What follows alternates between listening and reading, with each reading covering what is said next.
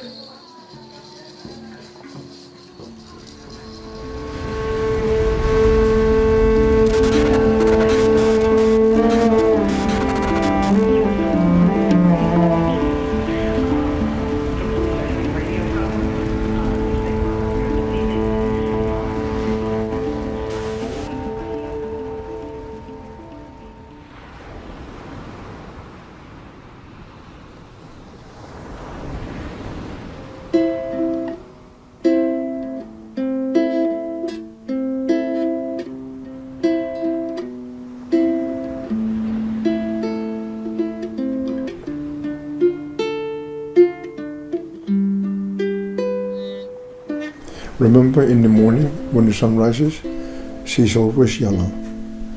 And we actually have yellow people on Earth. In our language, we call the climate the chi of nature. So chi is the fundamental energy matrix that connects both the human body, the plant, the animal, and the earth. Then in the south, when sunshine highest, the one that sees always white. Now we realize there are actually white people on this earth. Let's do everything we know how to do to participate in the healing of the planet. That's why we're here. And in the west, where the sun sets, she's always red. Now we know that there are red people. The indigenous wisdom that I was learning from my elders about how there's only one hoop of life. The hoop of life only knows we, not me. And at night it's always black. Now we have black people. The butterfly cannot force the caterpillar into a butterfly. It is a process he has to go within its and of itself.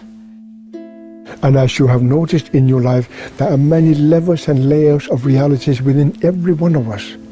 It's to become aware of them, which will make a difference. Take me slow.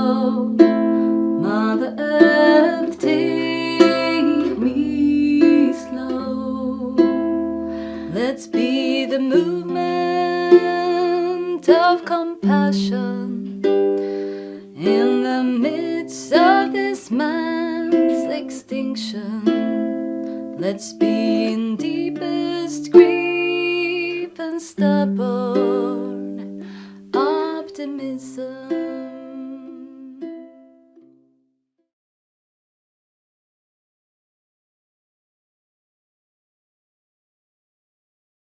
Four races on earth living.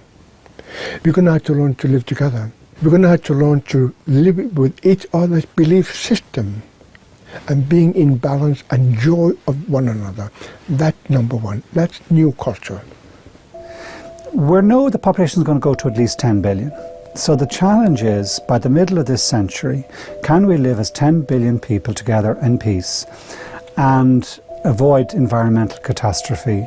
When we go deeper into this conversation is that, of course, it sits on a lake of trauma. My father was murdered when I was 13, and it was race-related. He was mistaken for someone else during the racial tension of the 60s. A white man and a black man had a fight. The white man returned to the bar my dad was having a beer after work and just saw his profile and thought he was the black man and killed him. On a lake of unacknowledged oppression, of power over, of exploitation. It sits on a deep layer of fractured relationship. The insanity of taking a life, of not understanding our connection to each other. The traumatic past of inflicting cruelty upon each other, which lies at the heart, the root of climate change. You know, when we see somebody as an irredeemable enemy, then our options are limited. The only option is to overcome them by some kind of force, or maybe to bypass them, to lock them out, or something like that. But when we understand that this person is as I would be if I were in those circumstances, then new options become available, the option of changing the circumstances. So rather than pointing at somebody else, I'm reminded that 3 fingers are pointing back at myself. So understand what's happening internally here so that I can respond, I can be in powerful action, but doing it out of a conscious way.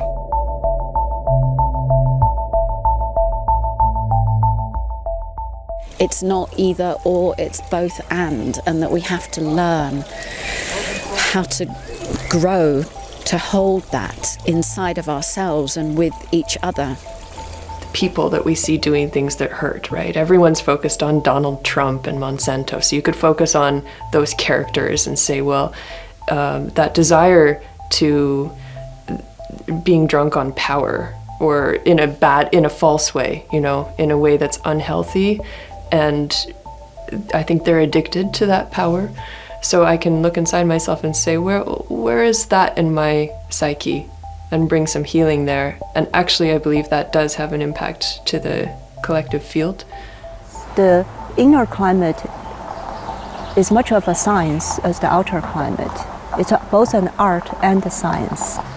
So where is the fossil fuel mind in my own thought patterns? And where can I just let that dissolve so that the organic mind can rise again?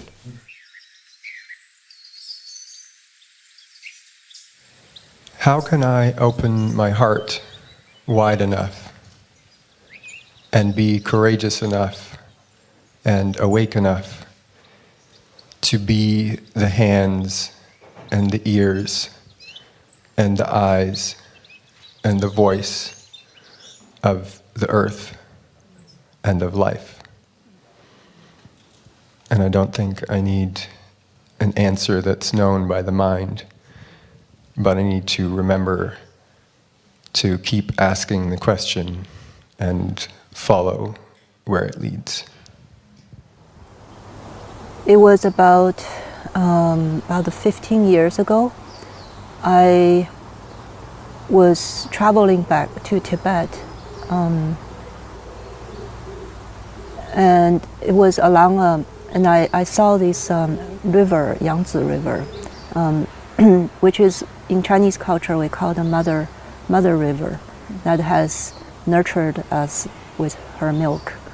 And it was heartbreaking for me to see all the dams.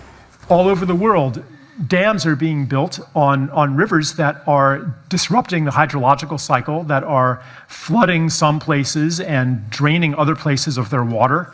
Across Africa, across the Sahel, this is happening. The Inner Niger Delta, which is an area the size of Belgium, full of hippopotamuses and crocodiles and just teeming with life, it will be totally destroyed by this, I can't remember the name of this gigantic new dam, that is going to produce carbon neutral energy.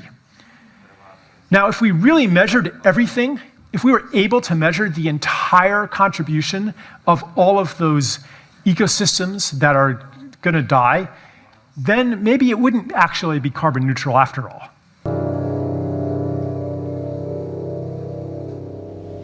I remember when I was 5, I lived in a very suburban neighborhood, and I remember sitting on the grass on the front lawn and looking around and saying, oh, imagine if the concrete street was just a forest, and in between all these houses we had forest. So there was a wanting everything to be more natural. And according to the UN, the destruction and degradation of land is the single biggest reason for refugees. And they're saying, if we do not change the way we relate to the land, we're going to have an unmanageable problem of people being forced to move. They're displaced people. The refugee problem is a problem of displacement. People who are needing to flee or move because of tsunamis or because of intense weather conditions or because their islands in the Pacific are disappearing. I feel like the plight of people who are already suffering moves me a lot. Then when I was 13, I learned they were cutting down the Amazon forest, and I was totally devastated by that news.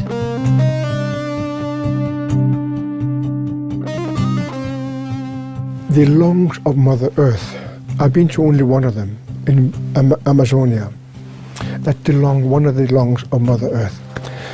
We're cutting the trees. So we're disabling Mother Earth to breathe properly, so we can breathe as human beings, as animals, and the plants, and the minerals. You know, even walking on the beach where I grew up and now seeing all the plastic and styrofoam that's covering it, it breaks my heart. It breaks my heart every day. Just a few weeks ago, a beautiful whale washed up in the Philippines. She suffocated from the plastic she's eaten. 50 kilo of it. That means we have polluted the ocean, the way we behave, and the way we live. A healthy climate depends on a healthy body, you know, healthy organs. And healthy organs can handle fluctuations in greenhouse gases. But if we destroy the living organs of a living being, then the planet becomes very sensitive.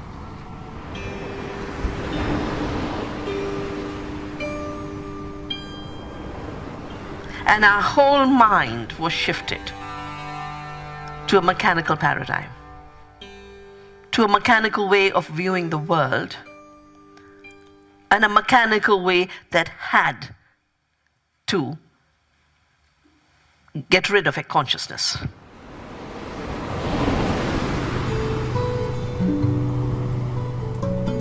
My world appeared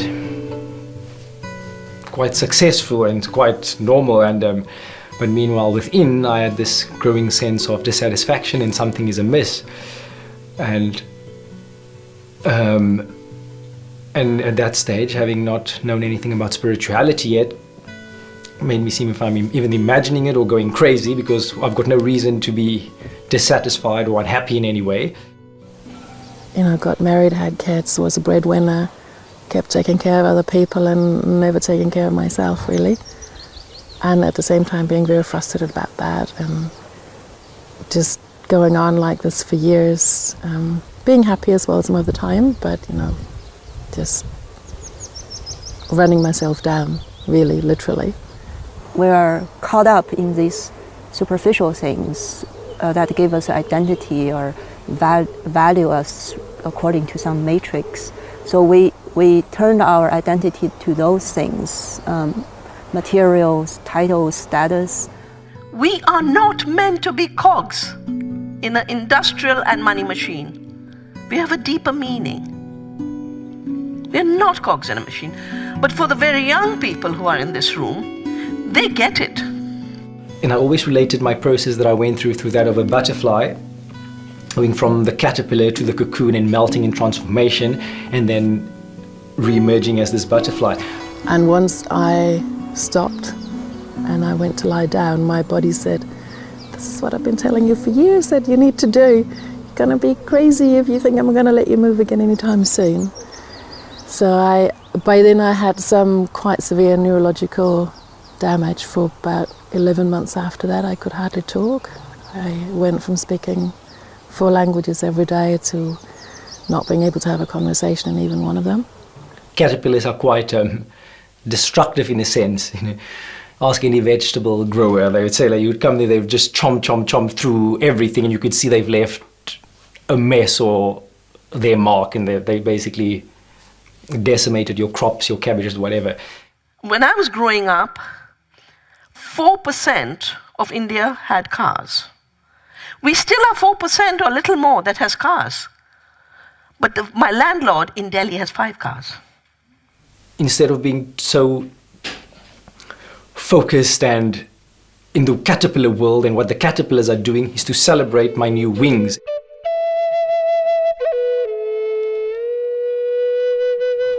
I experienced this as what you might call embodied awakening.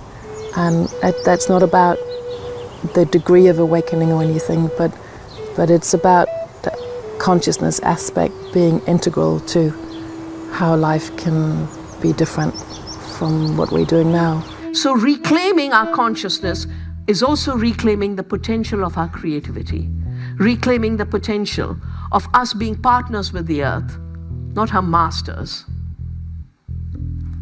And as co-creators and co-producers, we can address every big problem of our times. Climate change is one symptom. We name the crisis the climate crisis right now, but it comes from something much deeper, and it will not be over if we succeed in reducing greenhouse gases. That's not the core of the crisis. We need to hold space for the cultural shift that is not going to just be transitioning energy, but the mentality of mankind. Because so much of how we live and operate in the world is broken, further than just the light bulbs we use and the place we get our energy from. So much of how we are treating the earth, so much of the ideology that our generation grew up learning, that we can take whatever we want, whenever we want from the earth without thinking about giving back. Like these mentalities, the old ways of thinking that have gotten us into where we are currently with the earth.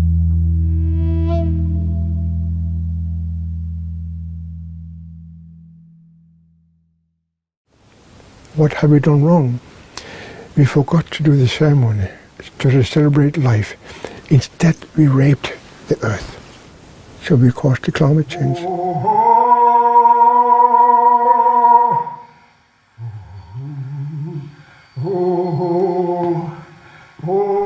It started off with the 2 young men observing that water was coming out in the month of January from the wall of a big ice. That's 1963.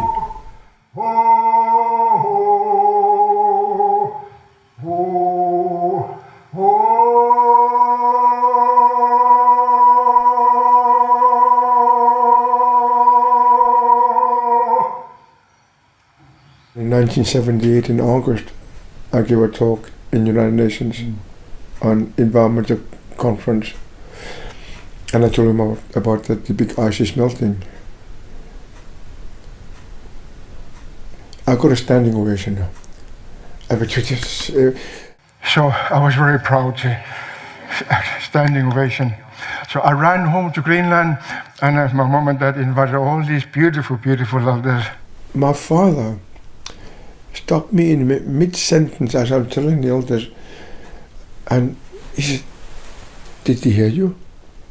And I looked at my father, I said, they gave me a standing ovation, 10, 15 minutes long. And then I carried on telling the story. And at the end, he stopped me again and looked at me and said, but did he hear you? I realized he wanted to know if my message came across to these people. Now I know that it didn't. Before Copenhagen, there was an orchestrated denial that the glaciers are melting. We were doing a report on the third pole. In the beginning of the report, the environment minister was saying, yeah, the glaciers are melting. By the end of it, the message has come, deny. And suddenly they were growing.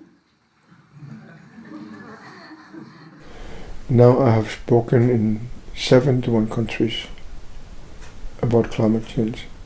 I traveled a long way to be with you. I wanted to tell you it's too late now. It's too late. In 1995 or so, when the Intergovernmental Panel on Climate Change put out its first big report, it was very clear to the world scientists precisely what was going on. We'd won the argument, but we were losing the fight, because the fight was not about data and reason. The fight was what fights are usually about, money and power. You cannot reverse the clock. You cannot. I don't care who you are. I don't care if you're a scientist, an expert, academic, or someone knowledgeable. It does not matter. I don't care. It's too late. You did not change.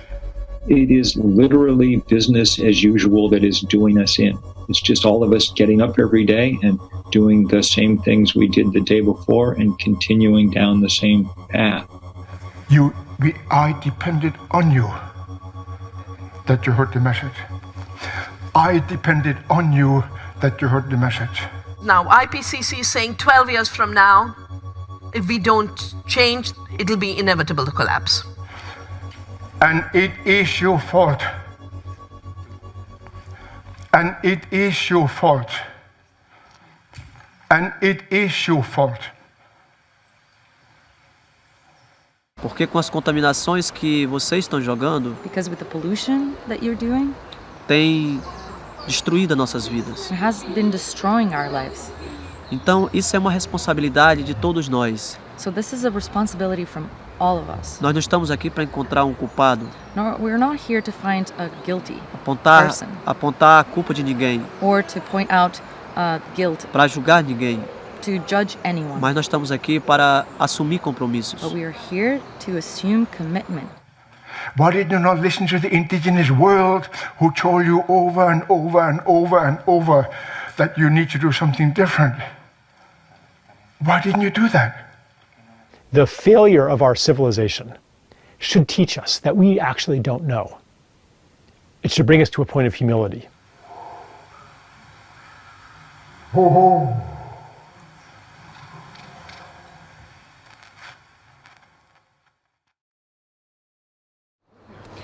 The strongest feeling that I have around that is grief for my children. And having the feeling that I have let them down because I wasn't focused enough before it became so clear for me that we should have focused a long time ago. It's not to turn our back on pain and sadness and grief, particularly the phenomenon of anticipatory grief, as we think what our world will look like for our children, 2020, 2030, 2040, 2050. And for them as well, I want to pour every love that I have into doing my part in creating a more beautiful world.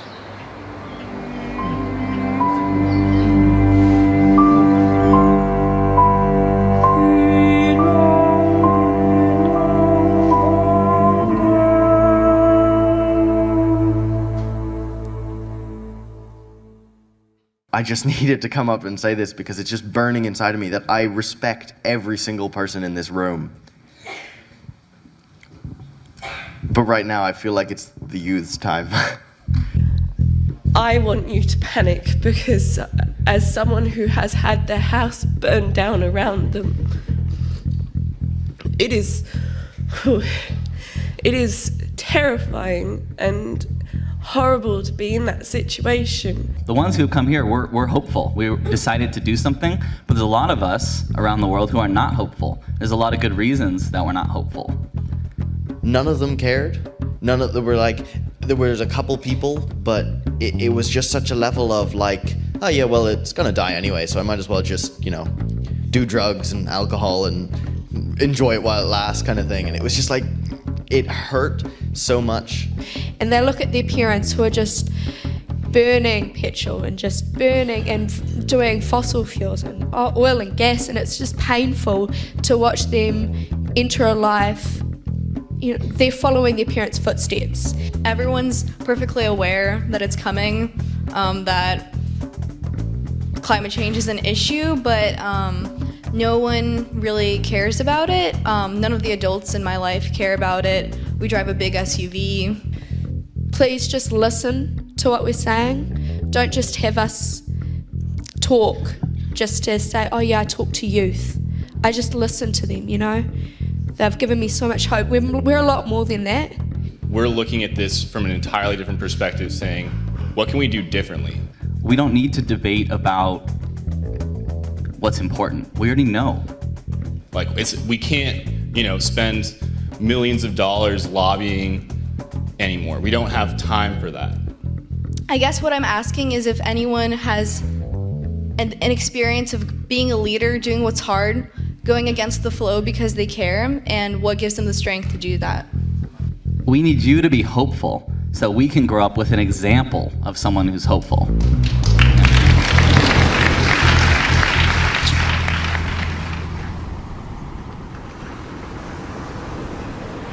Hope is critical to our work, whether that is inner work or outer work. It's still critical.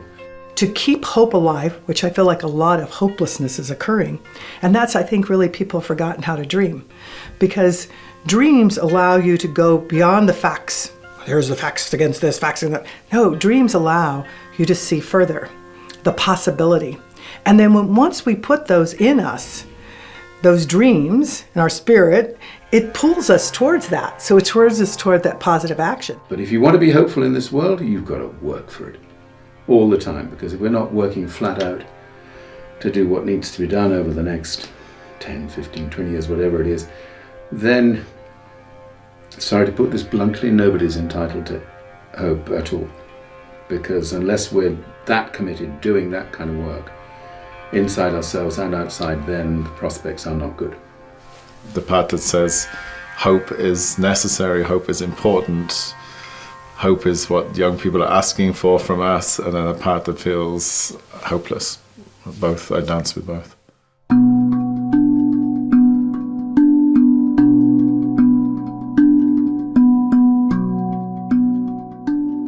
So that's what I've been dedicating my life and my work to, is to build a science of the inner climate, to study the carbon, the water cycle, the soil, and the energy of our inner environmental system.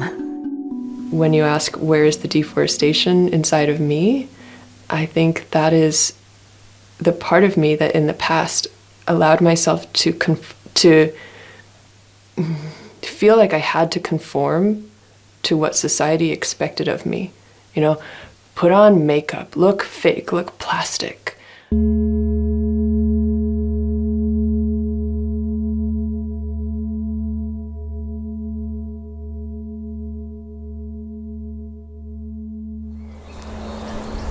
If I'm picking at the skin on my fingers, which is something that I do when I get overly agitated, I know that I have a mind that can be critical and that can pick at myself or at other people. So and then I do my best to catch myself and either go, all right, my fingers need some kindness here, or my fingers have something that they want to express because there's energy in there that's needing to move. We know the grief, we know the tragedies, we know the hope in our bodies. And it is through our bodies that we expand into the resilience that is given to us and that is being kindled by this urgency that we have created. So our bodies are both the vehicles of the loss and the vehicles of the transformation. So that's the breakthrough. It gave me the freedom. And it gave me a perspective to make peace with the past and the trauma.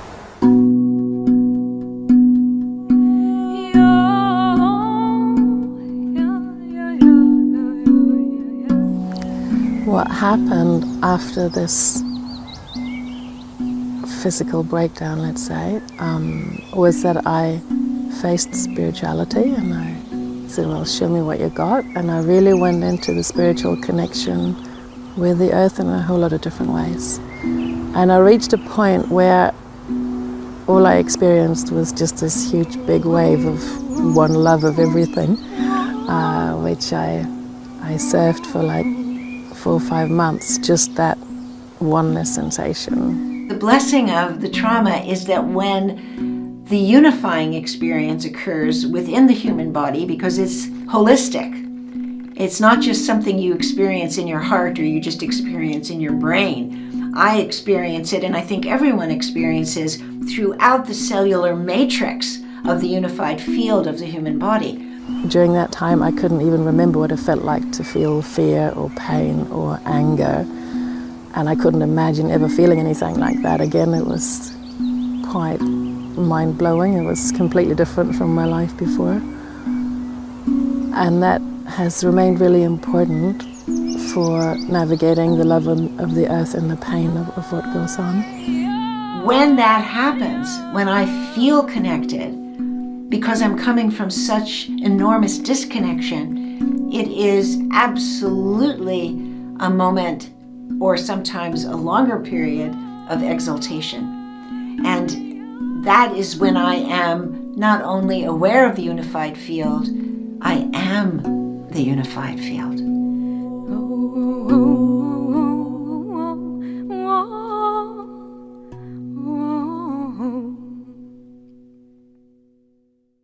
I had to learn to love myself first.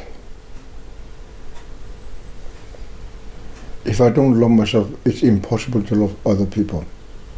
So I had to go back to myself and say, holy shoot, I really had to learn to love myself. I started a journey for 3 years, just being with myself, because I realized that a lot of people are searching for love, and I was doing that for myself, looking outside of myself, putting myself in situations, and realizing that really I needed to love myself. And because of my weakness, I take on what people say, and then I react on them, and I had to stop reacting on them. I had to look at myself, how am I? That's my inner work every day, and it's not easy, because you have to be very stable, very balanced, to know what is your fear, what is your intuition. To check in with myself, how am I feeling? And it's not like I always want to keep myself feel good. It's not like that at all. I think that's also a big awareness or change in me. Maybe 20 years ago I would have thought, oh, I feel grief, now I should unload it all so I don't feel it anymore. I don't feel that's my practice now. I feel grief, feel it. It's like there's a weather forecast, weather monitoring station that keeps a record of how I'm feeling. How do I feel it in my body? Where do I feel it? I feel it in my stomach, do I feel it in my heart, do I feel it in my throat, my shoulders? Where do I feel it? And just acknowledge it and say, oh, welcome grief, welcome anger, welcome sadness, welcome joy, welcome hope, welcome movement.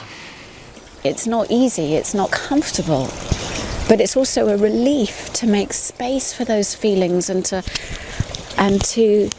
allow them to have a home inside of me is also a relief, because in my experience, when those feelings have a home in me, then they're not actually as scary, and then I get to sometimes enjoy them even as as richness, as fuel, as deliciousness. Might be taking it a little bit too far. It depends. I have had times in the last few years where I've experienced my rage and gone, wow, that was so cool. You know, of like, oh, finally, I get to have that energy be alive inside of me and feel its potency as something useful. And that is actually incredibly satisfying. And it isn't destructive. So this kind of visceral movement of feeling through me, I would say, is the most effective way for me to deal with the churning that happens when I see what's happening to my planet, my home, our home.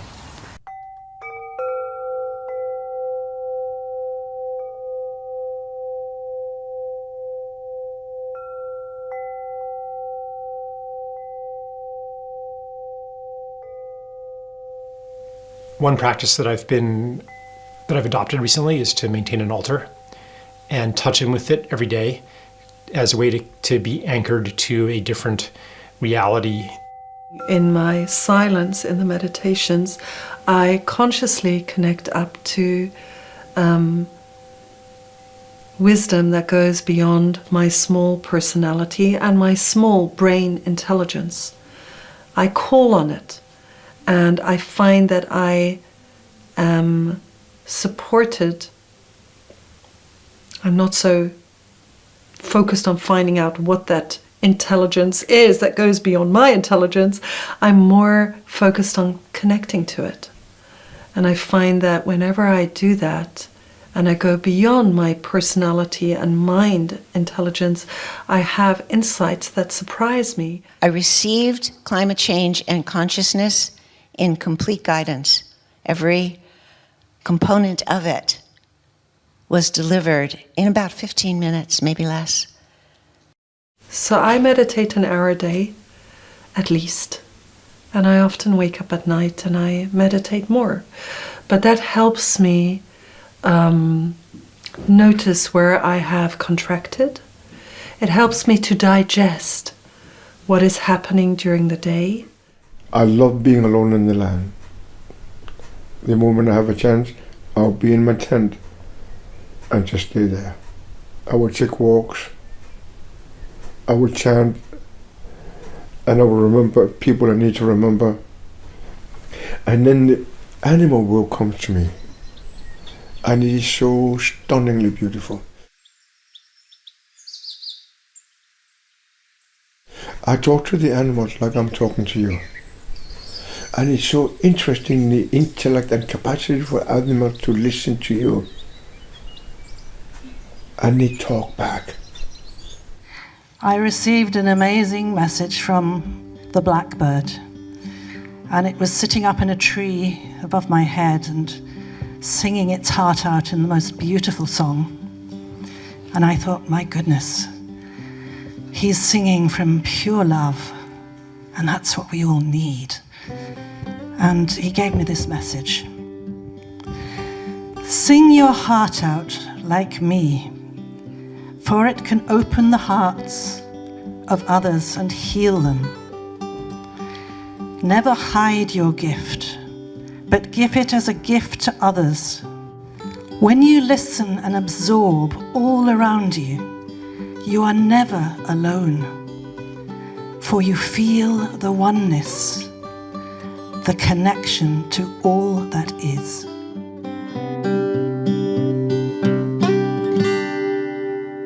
Everyone knows that. You turn on the cell phone, you can call, and as long as you have the number, you can call any other cell phone. So the premises of this kind of psychic communication is the similar principle of nervous system is by nature connected through the wavelengths of the energy of other nervous system. So as long as you got the right number, you can dial to any other being. There was a very famous physicist of India called J.C. Bose. He was a physicist. You know, what he'd do is he'd do electromagnetic experiments with plants. And he said, but they're living. Because when you say nasty things, the electromagnetic waves show it. They get hurt. They're sentient beings. Big debate. and you can smell that incredible blossom of all these beautiful plants who say thank you to the Great One, showing us their diversity, how different they are from each other, but how stunningly beautiful they are together. And that's the consciousness of the humans need to learn here in this world.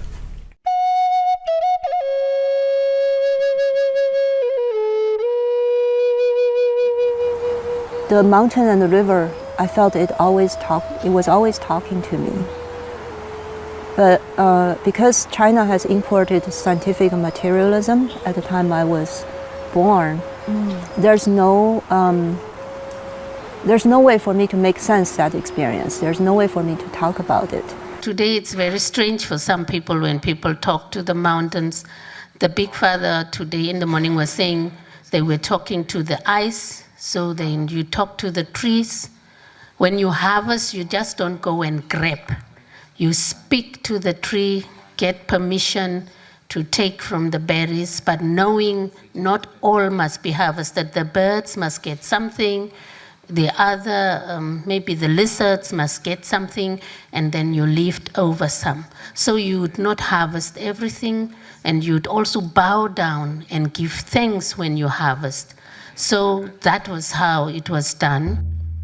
Plants are sentient, we got to give them respect.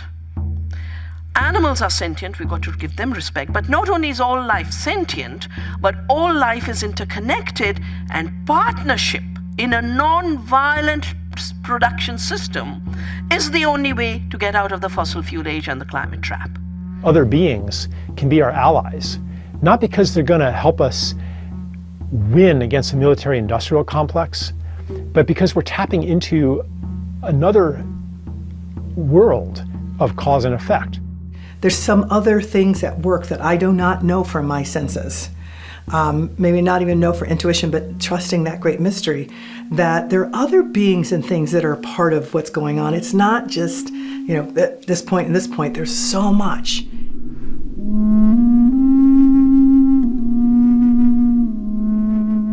As some of the indigenous elders have said, the information that we need for the adequate responses are there.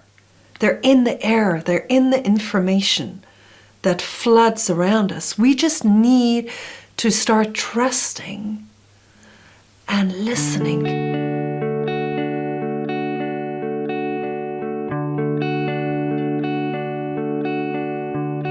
On the climate side, it's about being energy clever, traveling lighter, wasting less, and eating healthier.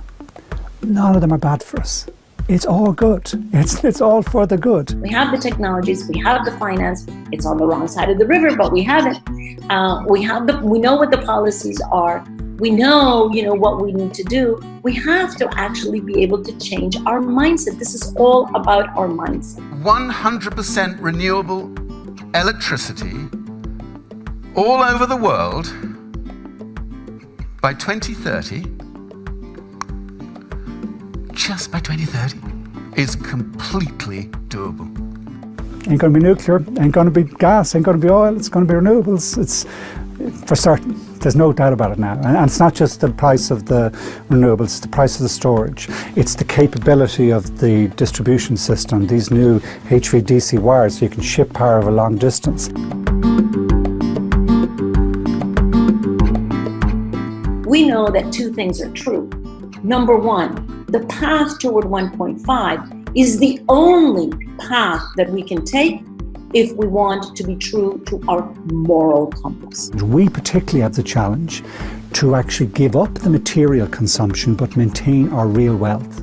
Going from extractive to circular systems, from the globalized greed economy to local economies.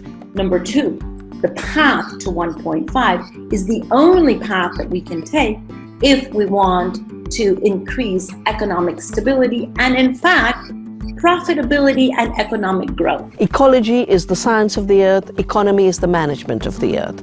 The management of the earth was forgotten, money making became the way to go. We cannot choose between the two. we have to follow the same path for the two objectives. Again, two realities that sometimes people pit against each other. And they are not two realities that to be pitted, they're actually two realities to be brought into convergence.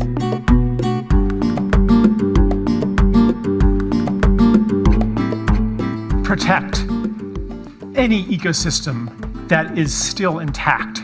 I need to speak to underline the importance of protecting the primary forest and any intact forest landscape that we have remaining. Without these primal ecosystems, Amazon, Congo, the remaining mangroves of Southeast Asia, etc., there's more, but without these, there will be no hope for a living planet. When you actually give nature a chance to return, it will in strength. And that's important because that protecting biodiversity by restoring nature is also one of the big solutions of protecting climate. We live in Raglan in New Zealand. There's a beautiful harbour that was completely silted up and there was dead and no fish and no life. And some volunteers just started fencing off the waterways and planting riparian margins, just a small group. The life of the harbour is transformed, and now the harbour sees life again. And the seagrass has come back like wildfire in the last 2 years, and the fish are back in the harbour.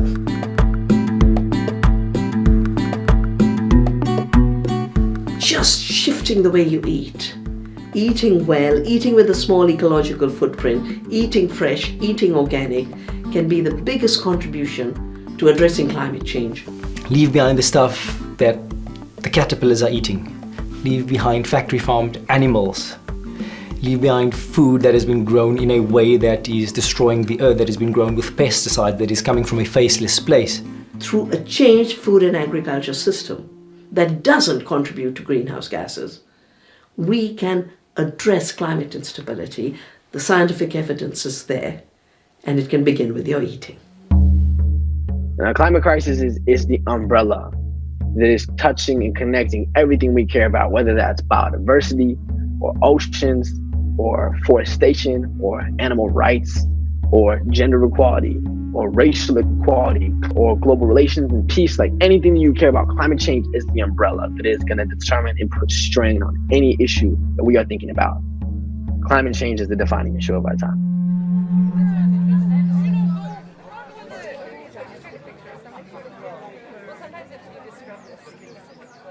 I have learned in my life, if it's change, then you have to be the change you want to see.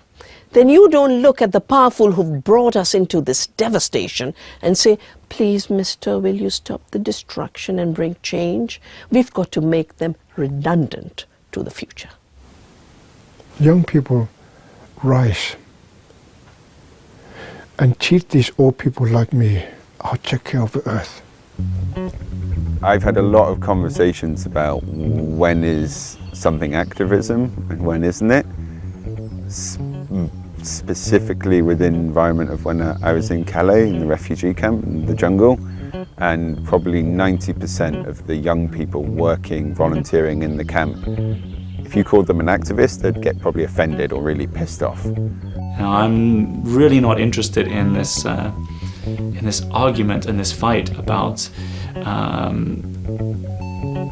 ideology. I think we need to move past that.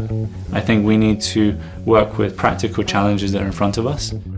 And for me, that's why the people in Calais were activists, because they weren't just fighting, they were actually doing what they thought was right and what they thought other people should do, and they were being an example for it. And do so in a way where we really trust our ability to uncover new solutions, to take inspiration from nature, to sit down and actually appreciate our shared humanity and let that inspire something that actually we can be proud of, right?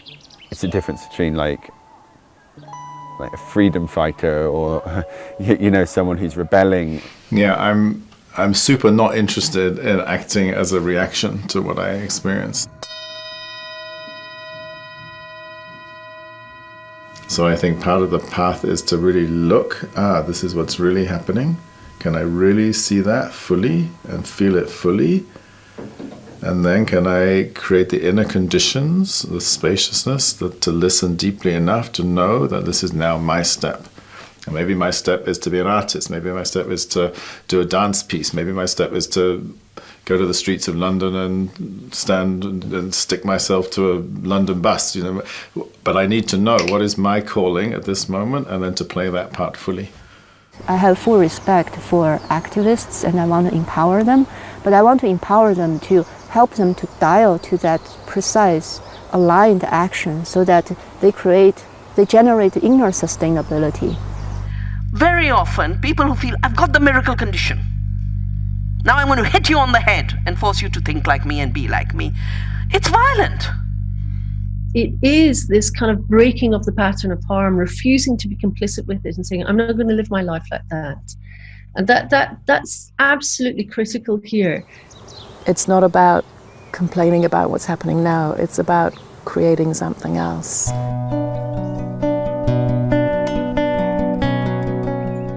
And my question to myself was, how do we create a law of ecocide to criminalize mass damage and destruction, to close the door to significant harm, but also to create a legal duty of care for the earth?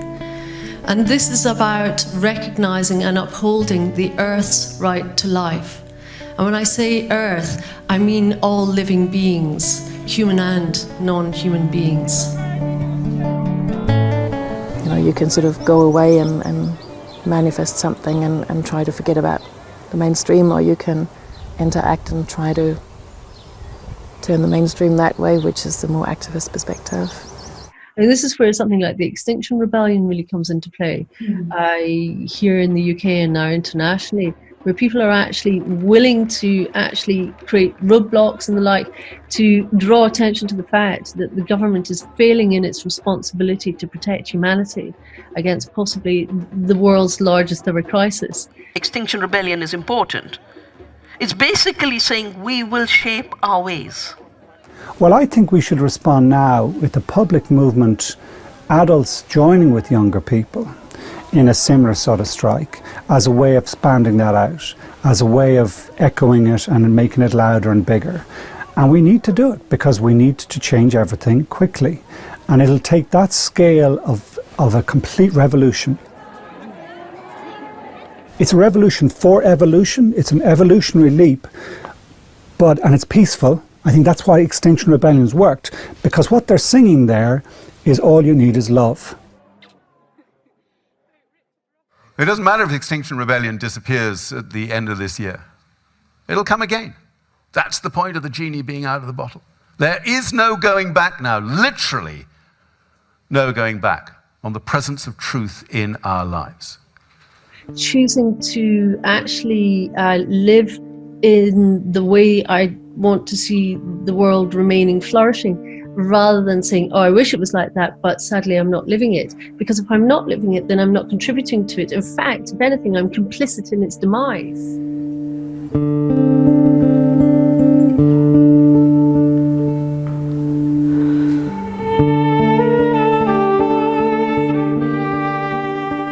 We have something sad to share tonight, but it's also at this special time on Easter where death and life are so close together. So Polly Higgins left much faster than we expected. She was going to be here at the conference. Yeah, so we want to just stay with you in this. And Robin will read a message and we'll have a silence together. All of you, dear ones, Polly's gone. Just half an hour ago, peacefully with her husband beside her, and Anita and Zambodi, and on Easter, the festival of new life in more than one tradition. Extinction Rebellion in London are going to make an announcement at 6 p.m. tonight and seize the moment to let the whole rebellion know about her, and Greta, who will be there too, and to say that she is now passing the baton to all of us. It's up to all of us now. So much love. She'll be there. She'll be everywhere.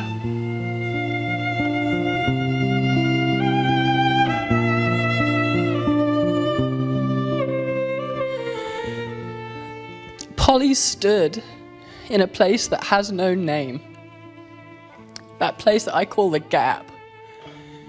The gap that is the split in human consciousness where denial and manipulation and cruelty and power over and the condoned death of people and planet sit.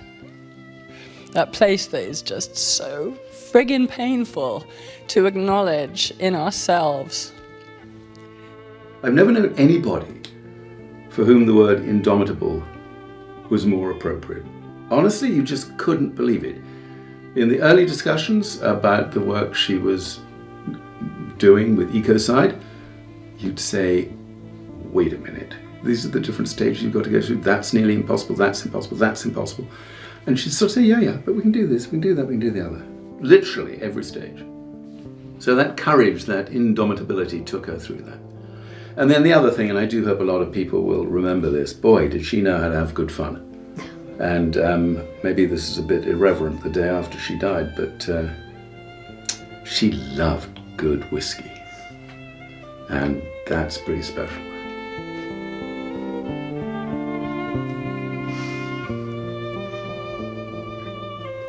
I knew Polly, and we worked very closely on issues of ecocide, on working towards recognizing the crimes against nature. And it's the crimes against nature that are giving us climate change, that are giving us species extinction, that are giving us the pollution and disappearance of our water, the destruction of our land, the toxics everywhere and the death of our bees and butterflies. That is the killing of the earth. And Polly's work of having this declared legally as a crime, and a crime against nature, is a work I'm committed to continue. We'll remember Polly with love. And I come from a tradition where we know this body passes, but the spirit carries on, and Polly's spirit will carry on. I want to invite us to put our hands out, or put our hands up and say, yes, I'll take it. You know, will you take the baton of truth talking? Will you take the baton of standing, no matter how frightened you are? Will you take the baton of maintaining your sense of humor and your wild ridiculousness, your profound love of nature? And will you say, yes, I will step up in any way that life asks me to. I will take on Polly's mantle and let her life continue to live on through all of us and through her work.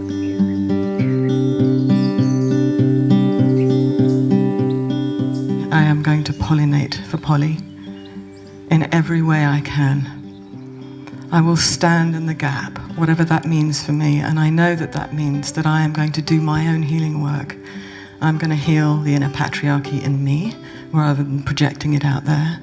I commit to doing work on myself, to educating myself, to having difficult conversations that mean that I can go and ask the questions that need to be asked.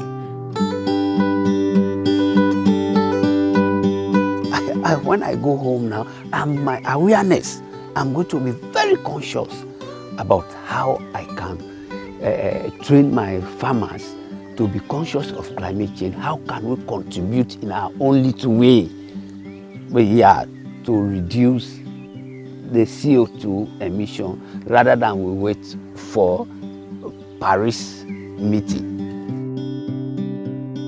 I feel a renewed commitment to fulfilling the responsibility that my generation has for what we've created.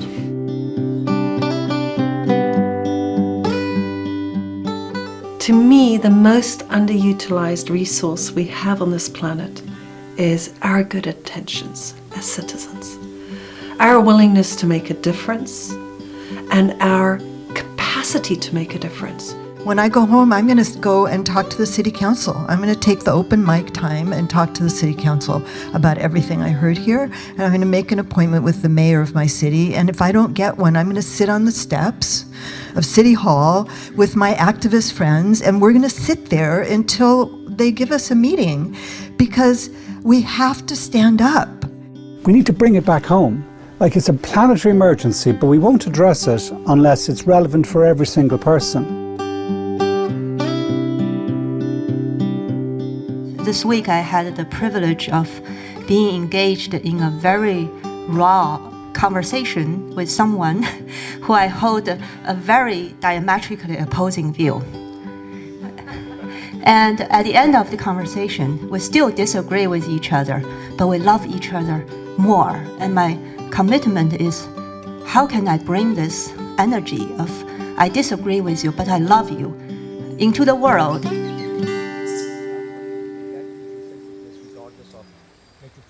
If you want to invite somebody to be part of the solution, it's not necessarily important that you educate them on climate science. It's not even important that they believe in climate change. What's important is that they take a step in their lives toward being in service to life. To being living people, autonomous sovereign people in a living, beautiful planet. That identity of Earth citizens is the first thing. And that can happen in a second, because it's about a paradigm shift. And we can do it today. A mí no me preocupas las gentes desarmonizantes del planeta que gritan. What doesn't worry me is the yelling of the inharmonious people on the planet. Lo que yo busco es... What I'm looking for is... El grito de las personas buenas del planeta, con esos vamos a lograr para todo. The loud voices of the good people on this planet who will stand up and say, we are going to accomplish this.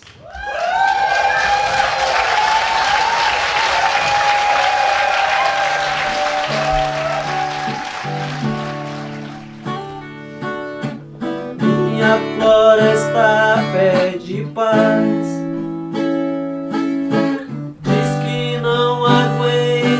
Mas o homem com seu império, destruindo os animais. O homem com seu império, destruindo os animais, querendo controlar o mundo com altas tecnologias e destruindo a natureza, achando que é sabedoria, e destruindo a natureza, achando que é sabedoria.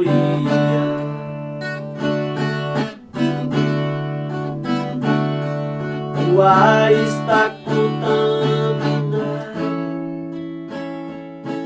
com tanta... To me, still, it feels a bit like, oh yeah, we hear the youth and the indigenous people, and then we move on to business as usual. So how can we create a big, inviting, warm, respectful, listening space to really hear what they are saying and apply that? Chorar, eu choro contigo. O azul do céu já... Everyone matters. And so whatever is yours to do, whether it's really small or it's huge, do it. Do it with others, do it with heart-centered, because life itself is calling us.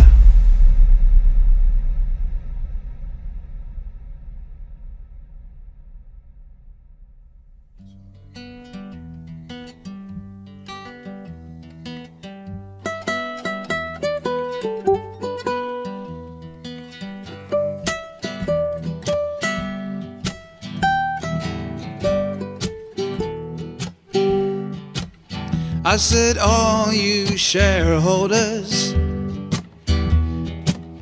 and all you stakeholders, we've got to break the spell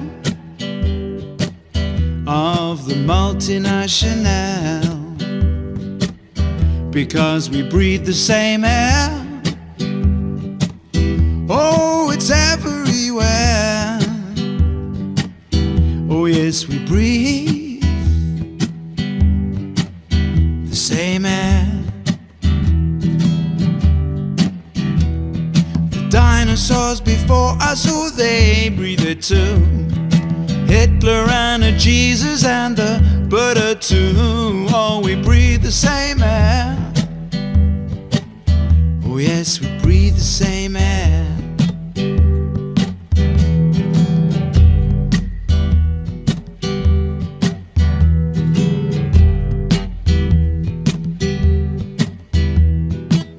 You shared a breath with a lion.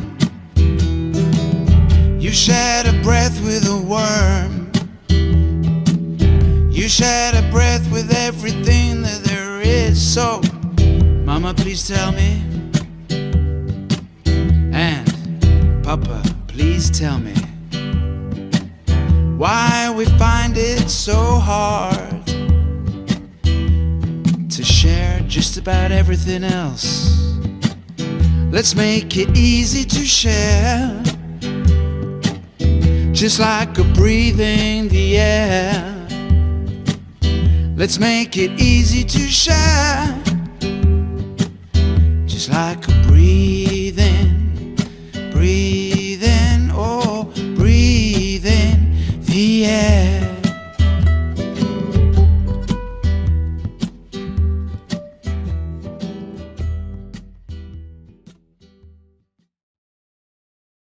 Thank you for joining us today. This has been a new adventure, sharing a time to watch a film with important ideas that resonate with our UU values. We close our time together in the way we always do, by extinguishing our chalice, which we extinguish with these familiar words. We extinguish this flame, but not the light of truth, the warmth of community, or the fire of commitment. These we carry in our hearts until we are together again. Go in peace. Carry forth the light and bring more love into the world. See you next week.